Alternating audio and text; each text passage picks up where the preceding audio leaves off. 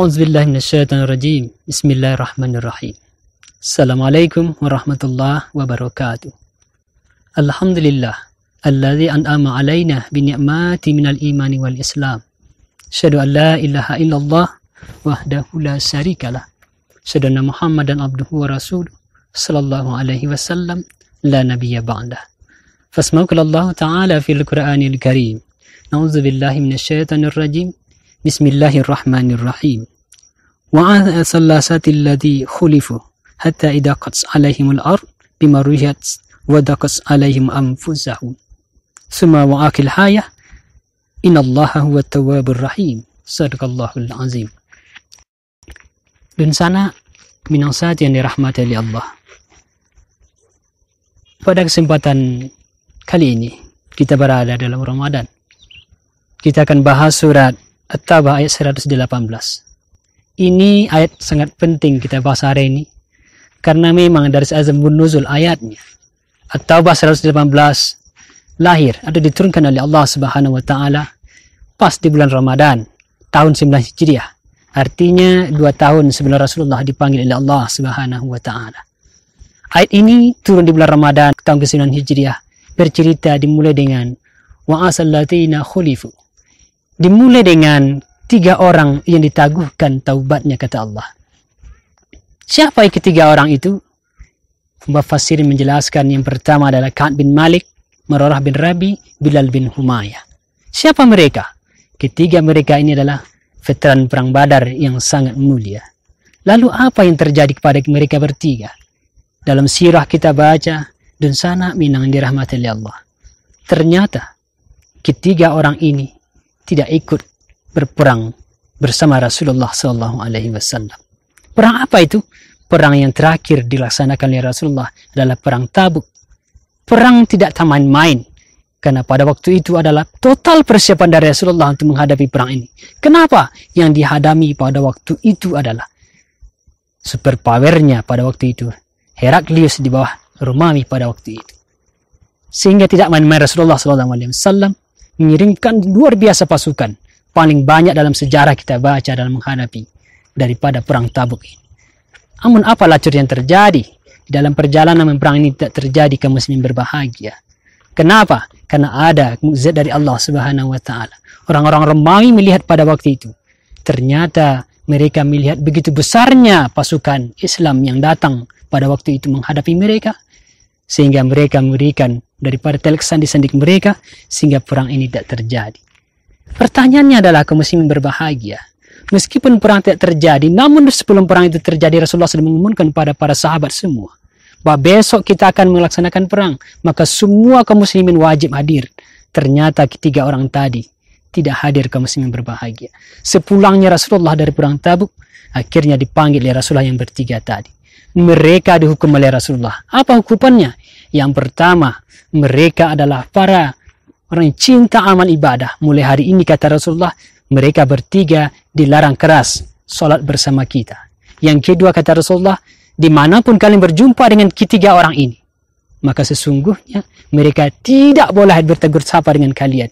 Dan yang paling berat, kata Rasulullah, mereka punya istri di rumah, maka mulai detik ini, kata Rasulullah, mereka bertiga tidak diperkenalkan untuk berkumpul dengan istrinya. Sehingga mereka menjadi kaum muslimin berbahagia. Patah semangat mereka, sedih mereka 40 hari lamanya. Maka innallaha tawwabur rahim. Allah terima taubatnya sehingga mereka kembali ke pangkuan Rasulullah SAW. Kita tidak akan bercerita tentang sejarah perang itu, tetapi adalah ini sebuah ilham buat kita semua bahwa Rasulullah tidak main-main dalam menegakkan sebuah aturan dalam hidup di dunia ini.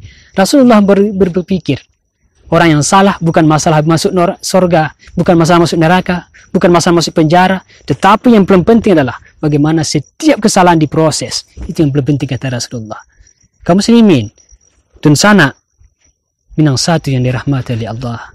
Lalu kaum muslimin, apa yang dilakukan? Kata Rasulullah bertanya kepada yang tiga ini, kenapa kamu tidak ikut perang? Dia mengatakan, saya lalai ya Rasulullah. Untuk itu, karena engkau lari dari medan perang, maka engkau telah berbuat maksiat, berbuat dosa yang sangat luar biasa, kata Rasulullah. Tahukah kamu apakah akibat dosa dalam kehidupan ini? Ternyata Dosa banyak akibat dalam kehidupan ini. Banyak di antara kita mengatakan dosa itu biasa-biasa saja. Ternyata dalam kitab Dakwah ada Rahusuha karya Ibnul Qayyim al-Jauziyah, setidaknya ada 4 hal akibat dosa dalam kehidupan kita ini.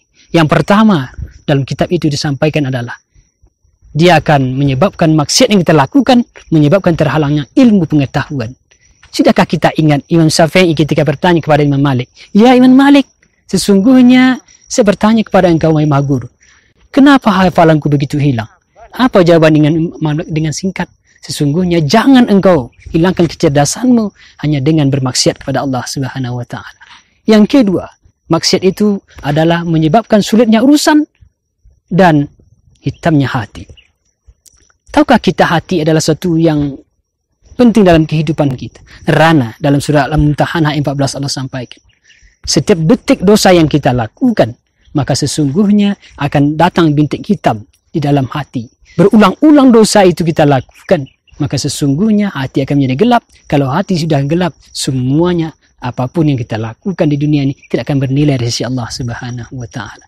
Benar kata Rasulullah mengatakan, apabila sebuah gelas yang air putih ini lalu engkau masukkan tinta hitam, tidak engkau bersihkan, maka ini akan berubah menjadi hitam. Begitulah gambaran hati kita yang sudah banyak bermaksiat pada Allah Subhanahu wa taala. Kemudian yang ketiga, yang berbahaya maksiat dalam kehidupan ini adalah dia seperti virus menyebabkan maksiat yang lain. Lihatlah hari ini kita porak-poranda dengan virus COVID-19 ini. Semuanya sudah memberikan hal yang terbaik. Bagaimana masing-masing kita menghindari diri, masing-masing kita memproteksi diri kita masing-masing. Artinya apa? Dengan adanya sebuah virus saja. Ini maksiat luar biasa dari itu kaum muslimin berbahagia. Artinya apabila kita sudah abai, apapun kesalahan dilakukan, kita sudah biasa saja, maka akibat selanjutnya adalah dia akan memakan seluruh kebaikan yang ada dalam kita masing-masing. Dia akan berkembang, dia akan menyebar dengan begitu cepat. Kenapa? Karena kita menganggap lalai, tidak mentaati apa aturan yang begitu luar biasanya maksiat. Kaum muslimin minang dan sanak minang satu yang dirahmati Allah. Dan yang terakhir, yang keempat adalah akibat maksiat dalam kehidupan kita adalah lemahnya jiwa. Apa yang kita harapkan dari orang yang lemahnya jiwa? Tidak ada kaum muslimin berbahagia.